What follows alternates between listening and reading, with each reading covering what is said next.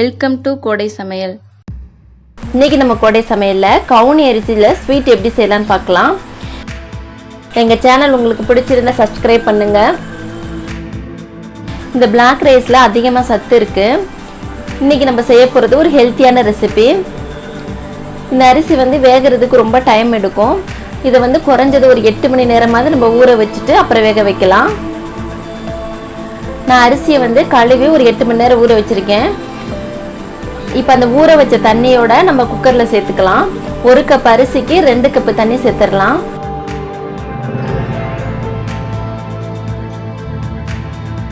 கொஞ்சமா உப்பு சேர்த்துக்கலாம். இந்த அரிசி நம்ம நார்மலான அரிசியை விட வேகிறதுக்கு ரொம்ப டைம் எடுக்கும். குக்கரை மூடி நம்ம ஒரு 5 விசில் வச்சு எடுத்துடலாம்.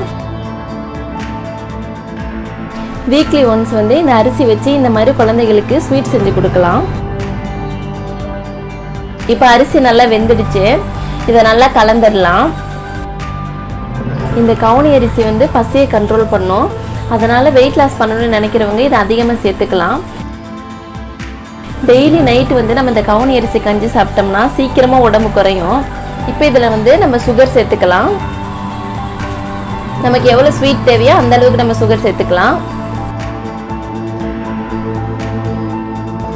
வெல்லம் வேணா கூட நம்ம வெல்லம் சேர்த்துக்கலாம். இப்போ இதை நல்லா கலந்துடலாம். இந்த அரிசியில அதிகமா சத்து இருக்கு. விட்டமின் இ அதிகமா இருக்கு. இதோட கொஞ்சம் ஏலக்காய் பவுடர் பண்ணி சேர்த்துக்கலாம். இதை நல்லா கலந்துடலாம்.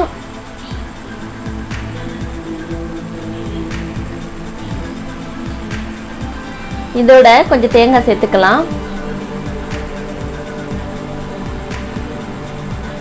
இப்போ நல்லா மிக்ஸ் பண்ணிடலாம்.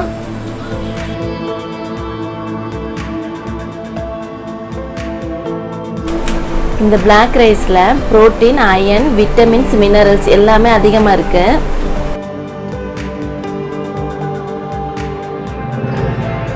நெய் சேர்த்துக்கலாம். இப்போ இதை நல்லா கலந்துடலாம். இது blood sugar, blood pressure control பண்ணும். ஹீமோகுளோபினை அதிகப்படுத்தும். சிம்பிளான ஹெல்த்தியான கவுனி அரிசி ஸ்வீட் ரெடி. நீங்க ஒரு டைம் ட்ரை பண்ணி பாருங்க. எப்படி இருந்துச்சுன்னு எனக்கு கமெண்ட் பண்ணுங்க. எங்க சேனல் உங்களுக்கு பிடிச்சிருந்தா லைக் பண்ணுங்க, ஷேர் பண்ணுங்க, சப்ஸ்கிரைப் பண்ணுங்க.